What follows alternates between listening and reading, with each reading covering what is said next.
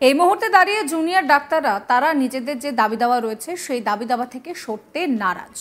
প্রথমে তারা মোট 7 দফা দাবি রেখেছিলেন, এরপর তারা পরিষ্কার জানিয়েছেন 10 দফা দাবি রয়েছে। তাদের এই বড় আন্দোলন আর সেই আন্দোলনে পুলিশের সিদ্ধান্তে একেবারে খেলা ঘুরে যেতে পারে। এই জুনিয়র ডাক্তারদের যে আন্দোলন চলছে সেখানে কেন জুনিয়র ডাক্তারদের গায়ে হাত দিয়েছে পুলিশকে ক্ষমা চাইতে হবে।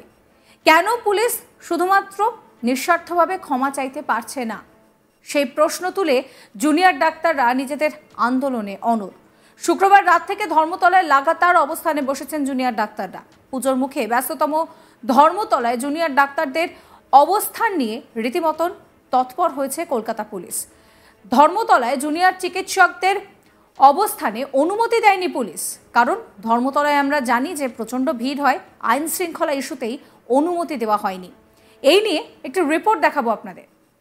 একটা মেল এই মুহূর্তে এসছে এবং গতকাল একটুখানি রিক্যাপ করে দিই আরও একবার, কারণ গতকাল ডাক্তাররা যখন ধর্ণা অবস্থানে বসে ঠিক সেই সময় তারা জানান যে তারা আর কর্মবিরতি করবেন না। তারা নিজেদের কর্মবিরতি তুলে নেন এবং কর্মবিরতি তুলে নেওয়ার পাশাপাশি কিন্তু তারা এই আন্দোলন থেকে সরে আসেননি এবং মূলত তারা বলেছেন যে আমরা এই ধর্মতলা চত্বর বা এই ধর্মতলায় আমরা আন্দোলন করব, আমরা নিজেদের অবস্থান করব এবং ঠিক সেই অবস্থান শেষ হওয়ার পাশাপাশি কিন্তু এই মুহূর্তে দাঁড়িয়ে তারা এটাও বলেছেন যে তারা 24 ঘন্টা সময় দিচ্ছে সরকারকে এবং সেই 24 ঘন্টার মধ্যে যদি সরকার কোনো রকমের কোনো কিছু প্রসেস না করে, যেগুলো তাদের 10 দফা দাবি ছিল, সেই 10 দফা দাবি যদি সরকার না মানে বা যদি সেগুলোর মধ্যে খতিয়ে না দেখা হয়, তাহলে ডাক্তাররা অনশনে যাবেন এবং আমরণ অনশনের ডাক তারা দিয়েছেন।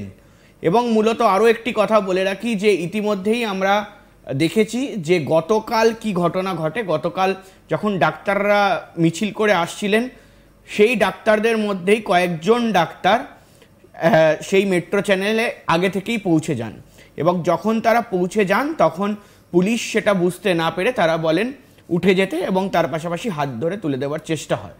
তারপর জানা যায় যে তারা ডাক্তার, তারাও জুনিয়র ডাক্তার এবং মূলত ডাক্তারদের গায়ে পুলিশ হাত দিয়েছে এমনটা অভিযোগ ওঠে এবং ঠিক তারপর উত্তপ্ত পরিস্থিতির সৃষ্টি হয় এবং মূলত এই যে ছবি, এই যে চিত্র আমরা এই মুহূর্তে স্ক্রিনে দেখছি, স্পষ্টত এই যে একেবারে যে গোটা ধর্মতলা চত্বরকে অবরুদ্ধ করে দিয়ে বসে যাওয়া, সেটা কিন্তু তারা তারপর ডিসিশন নেয় যে এই যে একজন ডাক্তারকে টেনে হিঁচড়ে তোলা হয়েছে বা তোলার চেষ্টা করা হয়েছে, হেনস্থার চেষ্টা করা হয়েছে এমনটা অভিযোগ। ঠিক তারপর কিন্তু এই যে অবস্থান, সেই অবস্থান শুরু হয় এবং মূলত এটাই কিন্তু এই মুহূর্তে সবথেকে বড় খবর। এবং ঠিক তারপর যেটা হয় যে পুলিশের কাছে তারা আবেদন করেন এবং সেই আবেদনের জবাবে পুলিশ কিন্তু একটা চিঠি পাঠিয়েছে ডাক্তারদের মেল মারফত এবং সেই মেল মারফত চিঠিতে কিন্তু তাদেরকে এই যে ধর্ণা অবস্থান সেখানে করার অনুমতি দেওয়া হয়নি, মানে আবার নতুন করে সংঘাত একেবারেই। এবং সেই চিঠিটা আমি একবার সবাইকে বলে দিই, সেই চিঠিটা সবাইকে একবার পড়ে শোনাই যে মূলত দুর্গাপুজোকে কারণ দেখানো হয়েছে, যে দুর্গাপুজো রয়েছে সেই কারণে লেখা হয়েছে যে অ্যাপ্লিকেশন যেভাবে জুনিয়র ডক্টরস ফ্রন্টের তরফে করা হয়েছিল, যে application for sit in protest at metro channel and written unconditional apology for Kolkata police involved in physical assault of junior doctor. এবারে police joint headquarter joint CP তিনি কিন্তু এটার একটা রিপ্লাই দিয়েছেন এবং সেই রিপ্লাইতে লিখেছেন যে with reference to your mail, this is to inform you that NOC to your proposed program of sit-in protest and hunger strike for indefinite period cannot be accorded at the place from traffic point of view, as there is very possibility of traffic congestion and inconvenience to general public at large because of the said program. মানে যেমনটা তারা চেয়েছিলেন যে একটা অংশ metro চ্যানেলের একটা অংশ তারা ঘিরে ফেলে সেখানে প্রোটেস্ট করবেন, সে জায়গায় পুলিশ বলে দিয়েছে যে কোথাও গিয়ে এখন ট্রাফিকের অবস্থা খুবই খারাপ, একেবারে শহর কলকাতা জুড়ে প্রচণ্ড পরিমাণে কনজেশন হচ্ছে, প্রচণ্ড পরিমাণে জ্যাম হচ্ছে।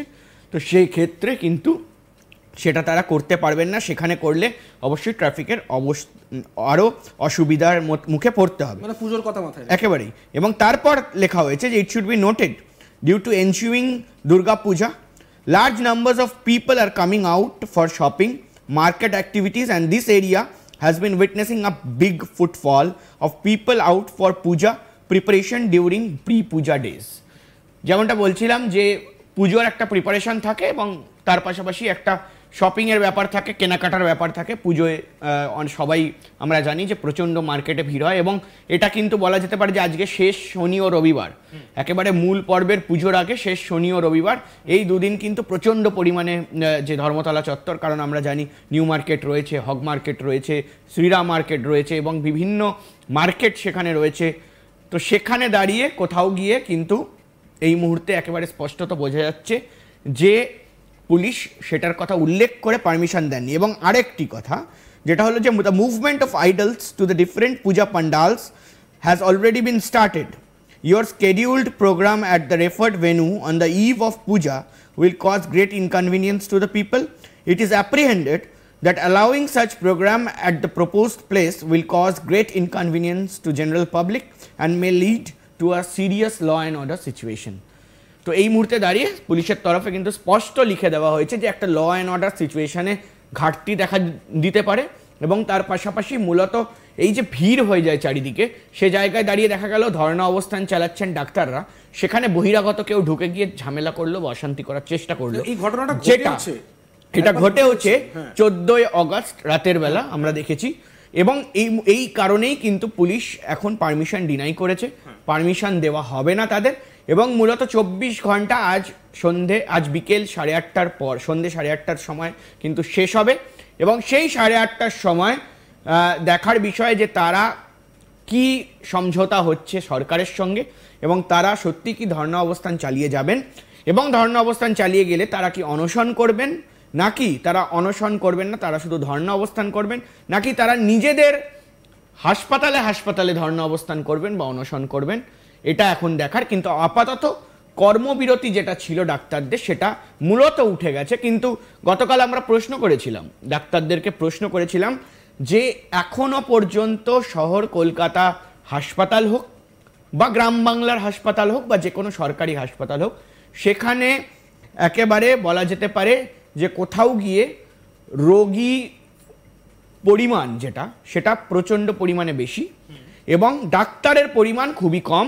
জুনিয়র ডাক্তার হোক সিনিয়র ডাক্তার হোক, পরিকাঠামোর অভাব রয়েছে এমনটা ডাক্তাররা দাবি করেছিলেন এবং মূলত সেখানেই আমি সাবস্ক্রাইব করবেন আজ তাক বাংলার ইউটিউব চ্যানেলকে, ফলো করবেন হোয়াটসঅ্যাপ চ্যানেলও।